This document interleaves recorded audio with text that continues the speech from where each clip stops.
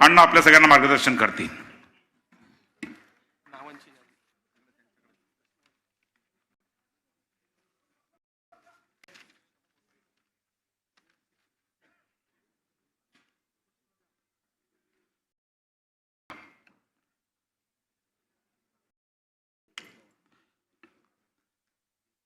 व्यासपीठावरती उपस्थित आम्हा कार्यकर्त्यांचं श्रद्धास्थान या राज्याचे लोकप्रिय आणि यशस्वी मुख्यमंत्री आदरणीय देवेंद्रजी फडणवीस साहेब, आपल्या राज्याचे उच्च व तंत्र शिक्षण मंत्री आदरणीय चंद्रकांत दादा, राज्याच्या महाराष्ट्राच्या राज्यमंत्री माधुरीताई मिसाळ, खासदार मेधाताई कुलकर्णी, आमदार सिद्धार्थजी शिरोळे, भीमरावजी तापकीर, दिलीप भाऊ कांबळे, सुनील भाऊ कांबळे, योगेशजी टिळेकर, महाराष्ट्राचे भारतीय जनता पार्टीचे महामंत्री राजेशजी पांडे, आमदार हेमंतजी रासने, गणेशजी बिडकर, प्रदीपजी कंद, संजयजी सोनवणे, सिन्हाजी भीमाले, अजयजी भोसले, नाना भानगिरे, बाळा बेगडे, सुभाष जगताप, परशुराम वाडेकर, अनुप मोरे आणि तसेच या कार्यक्रमासाठी आवर्जून पुणे शहरातील विविध क्षेत्रात काम करणारे अनेक मान्यवर आपण सगळे उपस्थित आहात. इकडनं गावडे महाराजांपासून सुरू होईल, आमचे चोडिया गोयल साहेब, मंगेश बाप्पू कुलगुरू आहेत, त्या ठिकाणी आमचे काळकर सर आहेत, पुढे अभयजी आहेत, बाळासाहेब आहेत, तिकडे शेखर आहेत, आमचे त्या ठिकाणी पाठक साहेब आहेत, मागे बसलेली अनेक मोठी मंडळी या ठिकाणी दिसत आहेत. कोण? अभयजी आहेत आणि त्याच्याही मागे खूप खूप लोक सगळी जे आपण आला. मी आपल्याला मनापासून आपलं सगळ्यांचं या कार्यक्रमाच्या निमित्तानं स्वागत करतो. आणि मला या शहराचा आपला एक लोकप्रतिनिधी म्हणून आपण सर्वांनी जी काम करायची संधी दिलीत आणि त्यानंतर आज 1 वर्ष पूर्ण होत असताना या 1 वर्षामध्ये मी नेमकं काय काम केलं. मगाशी उल्लेख झाला की स्वर्गीय रामभाऊ म्हाळगी सारख्या आमच्या पक्षातील आमचे ज्येष्ठ मार्गदर्शक, ज्यांच्या विचारावरती आम्ही पार्टी म्हणून पक्ष म्हणून कार्यकर्ते आम्ही नेहमी त्यांचा आदर्श डोळ्यासमोर ठेवून काम करतो, ते रामभाऊ म्हाळगी असे म्हणायचे की लोकप्रतिनिधीला जनसंपर्क कार्यालय आणि निवडून आल्यानंतर लोकांना कामाचा अहवाल त्यांनी सादर करणं हे क्रमप्राप्त आहे आणि ते आवश्यक आहे आणि ते आपण सगळ्यांनी केलं पाहिजे. आणि हाच आदर्श डोळ्यासमोर ठेवून वर्षानुवर्ष भारतीय जनता पार्टीचे इथं बसलेले सगळेच आमचे नेते, सगळे पदाधिकारी, सगळ्यांनी हाच नियम स्वतःला घालून घेतला की ज्या लोकांनी, ज्या नागरिकांनी आपल्यावरती विश्वास व्यक्त केला आणि आपल्याला आपला प्रतिनिधी म्हणून काम करायची संधी, मग महापालिका असेल, विधानसभा असेल, लोकसभा असेल, त्या ठिकाणी पाठवल्यानंतर आपण त्याचे उत्तरदायी असतो की आपण त्यांना उत्तर देणं हे बांधिलकी आपल्याला जपली पाहिजे. आपण बांधील असतो की केलेल्या कामाचं नागरिकांना आपल्याला ते काम सादर केलं पाहिजे की तुम्ही निवडून दिलं, ज्या कामासाठी निवडून दिलं, ज्या अपेक्षेने निवडून दिले, ते काम आम्ही प्रामाणिकपणे करण्याचा प्रयत्न करतोय आणि तो म्हणजे कामाचा अहवाल. आणि तो अहवाल आज या निमित्ताने 1 वर्षाचा अहवाल सादर करतोय. तसेच जनसंपर्क कार्यालयाचे आज उद्घाटन होतंय. या जनसंपर्क कार्यालयाचं वैशिष्ट्य मी सांगेन आपल्याला की मान्य 3 वर्षापूर्वी सुद्धा मान्य देवेंद्रजींच्याच हस्ते कोथरूडला असंच एक जनसंपर्क कार्यालय आपण सुरू केलं आणि हे सुद्धा जनसंपर्क कार्यालय शहराच्या मध्यवर्ती भागात असावं म्हणून जंगली महाराज रस्त्यावरती एक प्रशस्त अशा पद्धतीचं जनसंपर्क कार्यालय आपण उभं केलंय. त्याचंही उद्घाटन आता देवेंद्रजी करणार आहेत. मला सांगायला आनंद वाटतो की लोकप्रतिनिधी म्हणून सगळेच आम्ही हे लोकांना त्यांच्या अपेक्षेनुसार, त्यांच्या इच्छेनुसार जे आवश्यक आहे ते काम करण्यासाठी तर निश्चितपणे आमची वचनबद्ध असतो, पण त्यासाठी काहीतरी यंत्रणा लागते, काहीतरी सिस्टीम लागते आणि म्हणून जनसंपर्क कार्यालय अत्यंत महत्त्वाचं त्याच्यातलं एक साधन आहे. आणि म्हणून पुण्यात आता खासदार म्हणून, मंत्री म्हणून जे काय आम्ही पार्टी म्हणून जे काही कार्यालयाचा विचार आम्ही केला, तर 24 तास आता पुण्यातलं जनसंपर्क कार्यालय, खासदारचं जनसंपर्क कार्यालय 24 तास आता पुण्यामध्ये चालू राहणार आहे. आणि मगाशी राजेशनी सांगितलं तसं ते म्हणाले की अनेक वेगवेगळ्या प्रकारच्या सुविधा त्या ठिकाणी उपलब्ध असतील. मग आता स्वतंत्रपणे 2 जी काही मंत्रालयाची कामं आहेत, सहकार आहे आणि सिव्हिल एव्हिएशन आहे, याचं सुद्धा तिथे काम चालेल. या ठिकाणी रेल्वे तीर्थयात्रांच्या संदर्भातलं एक वेगळं मदत केंद्र असेल, केंद्र सरकार, राज्य सरकार, महानगरपालिकेच्या अनेक योजना नागरिकांच्या ज्या आहेत त्याच्या संदर्भातलं एक स्वतंत्र मदत केंद्र आहे. त्याशिवाय महाई सेवा केंद्र तिथं 24 तास चालू असणार आहे. नोकरी स्वयंरोजगारच्या विषयातला एक स्वतंत्र कक्ष त्या ठिकाणी आहे. एक स्वतंत्र वैद्यकीय कक्ष आपण त्या ठिकाणी चालू करतोय. दिव्यांग नागरिकांसाठीचा एक कक्ष त्या ठिकाणी असेल. शैक्षणिक विभाग व शिष्यवृत्ती मार्गदर्शन केंद्र त्या ठिकाणी असेल. शिवाय आपण जो जनता दरबार आता चालू केला की साहेब, आम्ही निवडून आल्यानंतर हा विचार केला की जेव्हा महापौर होतो तेव्हा सुद्धा की सातत्यानं लोकांशी संवाद आपला साधला गेला पाहिजे. खरं तर तो काळही खूप अवघड होता, कोविडचा काळच नेमका होता. तर लोकांना लोकप्रतिनिधी म्हणून आपण निश्चितपणे लोकांशी संवाद आपला असला पाहिजे, म्हणून आम्ही सोशल मीडियाचा त्यावेळेला वापर खूप केला आणि एक इंटरॅक्टिव्ह अशा पद्धतीचं मग फेसबुक असेल, इन्स्टा असेल, त्यावेळेला जे जे करता आलं ते आम्ही सातत्यानं जवळपास 28 महिने आम्ही तो कार्यक्रम दर महिन्याला राबवला. इथे निवडून आल्यानंतर सुद्धा आम्ही हा विचार केला की आपण 6 विधानसभा मतदारसंघाचं प्रतिनिधित्व करतो, तर दर महिन्याला शेवटच्या रविवारी एका विधानसभा मतदारसंघात आम्ही जनता दरबार करतो. सकाळी आम्ही 11ला चालू करतो, 5-6 वाजेपर्यंत तो चालतो आणि त्या ठिकाणी नागरिकांच्या समस्या ऐकून घेतो, तो सोडवण्याचा प्रयत्न करतो आणि सगळ्या शासकीय व्यवस्था यंत्रणा आमच्या सोबत त्या ठिकाणी दिवसभर बसतात. पोलीस प्रशासन असतं, महापालिका प्रशासन असतं, राज्य सरकारचे जिल्हाधिकारीच्या माध्यमातून त्यांचं प्रशासन, या सगळ्या गोष्टी त्या ठिकाणी आम्ही एका जागेवरती बसून 6-7 तास आम्ही बसतो आणि तो कार्यक्रम महिन्यातला एक विधानसभा असा करून आमचा 6 विधानसभा पूर्ण झाला. त्याच्यानंतर पुन्हा 2 विधानसभा आता आमच्या पूर्ण झाल्या. अशा 8 जनता दरबार, 9 जनता दरबार आमचे झाले आणि ह्या जनता दरबारात जी कामं सुटलेली आहेत की जी कामं लगेच जागेवरती होत नाहीत, तर त्याचा पाठपुरावा करण्यासाठी म्हणून सुद्धा या कार्यालयामध्ये एक स्वतंत्र कक्ष आता आम्ही या माध्यमातून चालू केला आणि तो सुद्धा या ठिकाणी असेल. एक 2-3 नवीन रुग्णवाहिका आपण 24 तास मोफत सेवा म्हणून आता पुणेकरांसाठी या ठिकाणी उपलब्ध करतोय. अजून एक छोटंसं पुस्तकाचं प्रकाशन आपल्या हस्ते आम्हाला करायचं होतं. खरं ते कोविडच्या काळानंतर राहून गेलं. कोविड सारखा अत्यंत महाभयानक काळ होता आणि खरं तर तो काळा प्रवास आपल्याला कुणाला आज आठवायलाही नकोय, म्हणजे आठवायलाच नकोय तो. इतकं ते मनापासून आपल्याला त्याच्यात आपण पाहिलं की किती भयानक होता तो सगळा काळ. परंतु त्या काळात सुद्धा काम करत असताना काही चांगले वाईट अनुभव जे आले, मी खरं तर मी काही लेखक नाही, पण पैलवान म्हणून मी काही लिहिण्याचा माझा काही संबंध नाही, पण तरी सुद्धा बऱ्यापैकी थोडं लिहित मी त्यावेळेस जो गेलो, त्याचं शब्दांकन काय माझं नाही, ते एका व्यवस्थित लेखकानेच केलं. त्यामुळे शब्दांकन चांगल्या पद्धतीनं करून एक चांगला वाईट जो अनुभव आला तो पुण्याचा महापौर म्हणून त्याला प्रथम नागरिक म्हणून संकल्प, तर मी प्रथम माणूस असं म्हणून साधारणतः खूप भावनिक या पद्धतीनं जे काही त्याच्या काळात सगळे अनुभव आले ते त्या पुस्तकामध्ये सगळे ते आले, तर त्याचंही प्रकाशन आज आपल्या हस्ते या ठिकाणी करायचं आहे. आणि म्हणून अशा अनेक कार्यक्रमाच्या निमित्तानं आज आपण आमच्यामध्ये आलात. आम्हाला सगळ्यांना आनंद वाटतो. आपलं मी मनापासून या ठिकाणी पुन्हा स्वागत करतो. मला असं वाटतं की फार वेळ मी आपल्यामध्ये घेणार नाही, पण काही गोष्टी ज्या आहेत त्या थोडंसं या ठिकाणी मला असं वाटतं बोललं पाहिजे. की एक मगाशी उल्लेख झाला की दादा असतील बोलले की बाबा सगळा प्रवास माधुरीत आहे, की सगळा एक प्रवास भारतीय जनता पार्टीचा कार्यकर्ता म्हणून पाहताना आम्ही सुरुवातीपासून पाहिलं तर खरंच एक बूथ प्रमुख म्हणून, एक युवा मोर्चाचा वॉर्डाचा अध्यक्ष, मतदारसंघाचा अध्यक्ष, शहराचा अध्यक्ष, असं करत संघटनेत अनेक वर्ष 30-32 वर्ष काम करणारा कार्यकर्ता.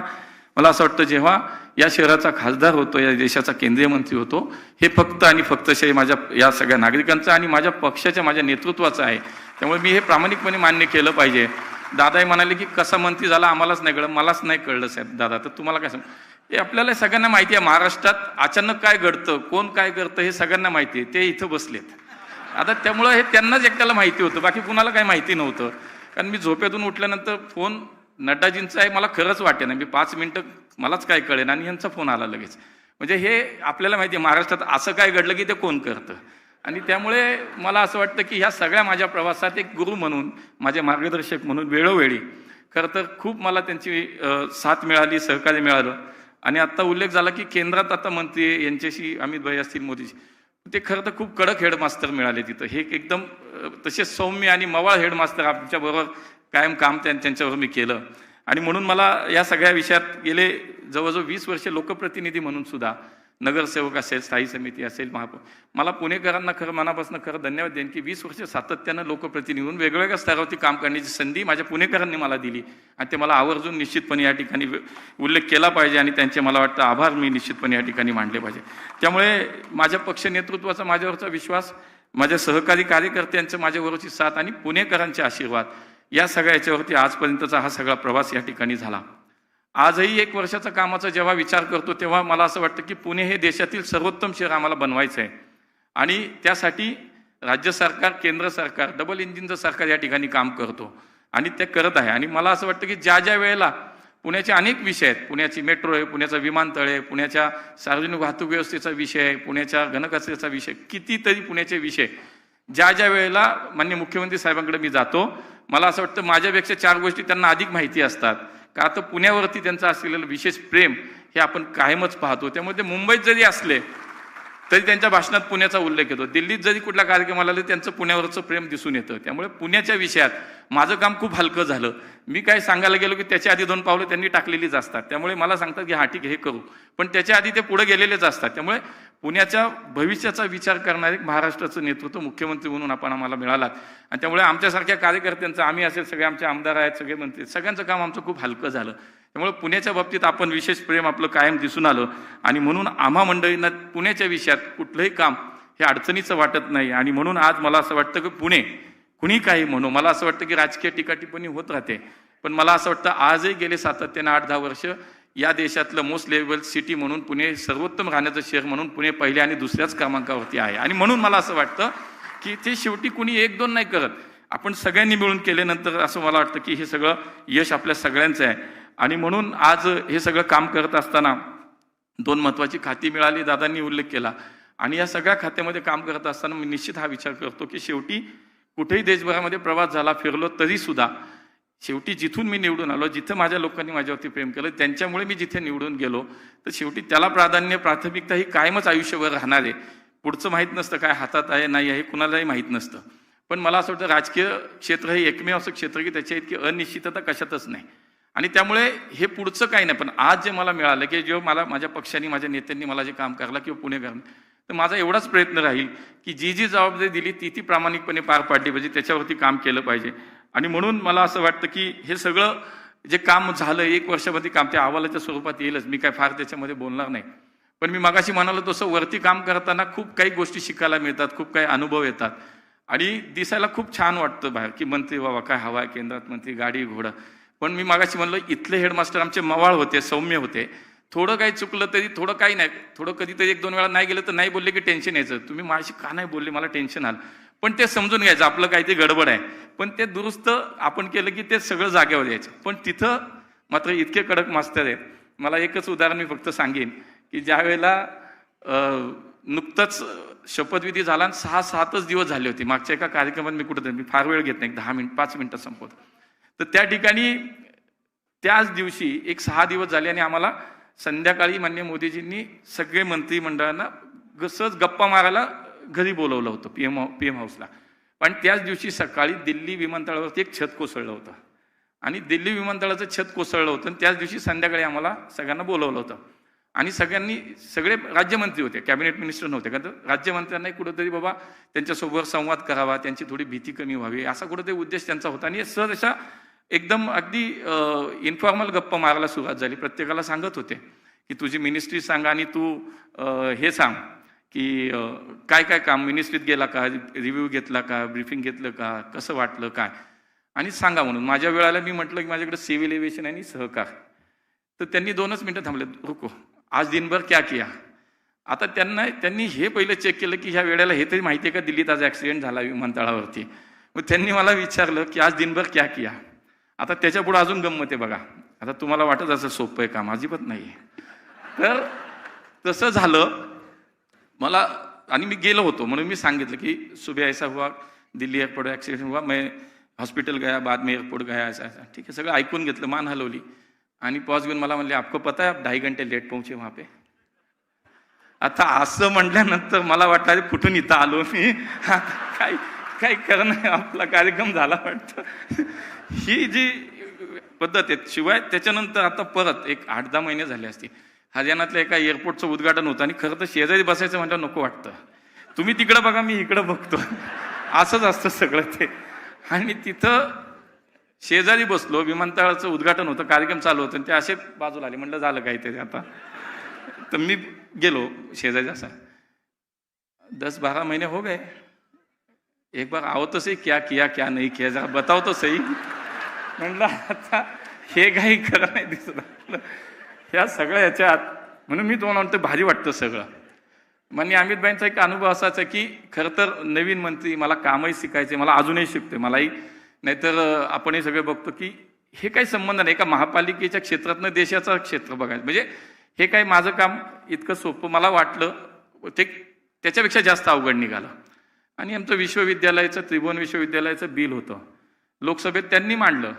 आता लोकसभेत आणि राज्यसभेत, लोकसभेत झालं ते राज्यसभेत येतं, आणि लोकसभेत जसं बिल मांडून झालं त्यांनी मला बोलावून घेतलं आणि मला सुन राज्यसभा मी तुझे बिल रखणार, रिप्लाय बी तुझे करणार. माझ्या पोटातच गोळा आला. अरे तर माझा कार्यक्रम सुरू झालाय त्याच्या आधी संपायचा. मनातल्या मनात म्हणलं साहेब तुम्ही का रिस्क घेताय, काय रिस्क घेताय तुम्ही, मेहनतही होत्या. तर मला काही सुधारण्याचं, आणि पुन्हा त्याच्यात अजून एक सांगतात ठीक आहे मैं भी बैठू का सदन में. अरे म्हटलं आता मी म्हटलं मी बोललो मग मी म्हटलं आप बैठोगे तो और टेंशन आ जाएगा. अरे टेंशन कैसा, कल पीएम साहब के बाद सामने अगर बोलना पड़ेगा तो ऐसे बोलोगे, जाओ थोड़ा अच्छा अभ्यास करो. आणि बाहेर पडताना परत म्हणले रुको जरा हिंदी की प्रॅक्टिस करो. त्यांना माहिती आहे खायला पियलावालाच दिसतं त्यामुळे हे सगळं म्हणजे खूप दिसतं तसं नाहीये काही. आता यांनी पाठवलं म्हणून गेलोय, मला काय या सगळ्या ह्याच्यात मला असं वाटतंय. पण मला याचा आनंद वाटतो की मी एक माझ्या पक्षातला असा सर्वसामान्य कार्यकर्ता आहे की जसं मी म्हणाल की सहकाराचं मला खातं दिलं, पण माझं सहकाराचं नातं मी 2 मिनिटात सांगेन की या सहकाराचा मी आज देशाचा मंत्री मला केलं, पण माझं सहकाराचं नातं आहे की जिल्हा सहकारी बँकेमध्ये माझ्या वडिलांनी 35 वर्ष शिपाईची नोकरी केली, हे माझं नातं आहे. आणि ते मला साखर कारखान्यांना महाराष्ट्रात यांनी सांगितलं, यांनी साहेबांनी दिले 10,000 कोटी रुपये केंद्राकडनं घेऊन दिले, आणि अनेक साखर कारखाने आणि सगळे ती लोक सगळी मंडळी दिल्लीत भेटायला येतात, साहेबांनी सांगितलंय तुला भेटायला असं तसं सगळं. पण मला ते आठवतं की माझ्या वडिलांनी रसाचं गुऱ्हाळ चालवलं, आणि तोच गुऱ्हाळाचा रस घेऊन आम्ही ट्रे घेऊन भाऊ दोघं वेगवेगळ्या ठिकाणी रस द्यायला जायचो. आणि आज ते सहकाराचं नातं, याचं एकच कारण आहे ते म्हणजे भारतीय जनता पार्टी. मला दुसरं काही नाही. मला असं वाटतं माझ्या पक्षाने, माझ्यासारख्या कार्यकर्ता, आणि सगळी मोठी मालिका आहे, सगळेच तसले आहेत, कोणीच नाही असं, सगळेच आमच्यात तसेच आहेत. इथं परिवारवाद नसतो, इथं जो काम करतो त्याला संधी दिली जाते. आणि म्हणून मला खूप आनंद वाटतो. माझ्या पुणेकरांनी खूप भरभरून प्रेम दिलं, भरभरून प्रेम केलं, आणि या सगळ्या प्रवासात मला असं वाटतं की मी केलेल्या कामाचं निश्चितपणे माझ्या पुणेकरांसमोर मी काम ठेवलं पाहिजे की तुम्ही संधी दिलीत, चुकतंय बरोबर आहे नाही तुम्ही सांगा. माझे पक्ष नेतृत्व इथे, माझे नेते की ज्यांच्यामुळे माझं आयुष्य घडलं असे देवेंद्रजी इथे. परवाच गुरुपौर्णिमा झाली, त्यामुळे गुरु आज माझ्या कार्यक्रमाला आल्यामुळे तो एक माझ्या मनात एक वेगळा आनंद आहे, आणि ते नेहमी नेहमी येतात. मी खाली सांगेल की इतका सगळा प्रवास झाला, या सगळ्या प्रवासात कधीही काय झालं तरी हक्कानं वाटलं काही तर जाण्याची एकच जागा असते, ती म्हणजे देवेंद्रजी फडणवीस साहेब. आणि म्हणून मला कार्यकर्त्यांची ताकद, आमच्या सगळ्यांच्या बाबतीत हाच अनुभव आहे, कुणाचंच नाही, सगळेच आम्ही सगळेच तसेच आहोत. आज त्याच्यात त्यांच्याबरोबर दादांचं प्रेम, म्हणजे मागच्या 5-6 वर्षापासून आज दादांचा सहवास, हा सुद्धा मला वाटतं आमच्या सगळ्या कार्यकर्त्यांसाठी अत्यंत प्रेरणादायी एक प्रवास आहे की सर्वसामान्य माणसाच्या आयुष्यात एक प्रकाश म्हणून उभं राहणं, एक आधार म्हणून उभं राहण्याचं काम राजकारणाच्या पलीकडे जाऊन कोण करतं ते मी चंद्रकांत दादा सारख्यांचा उल्लेख करेन की आम्ही सगळ्यांनी जवळनं पाहिलं. आणि त्यामुळे मला असं वाटतं अशा नेत्यांच्या सहवासात काम करणारे आम्ही कार्यकर्ते, आणि त्याचा मनापासून खूप आनंद वाटतो. आपण सगळ्यांनी काम दिलंय, माझ्या नेत्यांनी मला काम दिलंय, मी प्रामाणिकपणे हे काम करण्याचा कायम प्रयत्न करीन. हा अहवाल आपल्याला सादर करतोय, पुढच्या काळात अजून काम करायचंय एवढं निश्चित. त्यासाठी आपल्या सगळ्यांचं प्रेम, आशीर्वाद, शुभेच्छा कायम माझ्यासोबत अशाच राहू द्या, हीच अपेक्षा. खूप खूप धन्यवाद. जय हिंद, जय महाराष्ट्र. आता तुम्ही बघा, आपला अण्णा कधी अण्णासाहेब होईल का हो?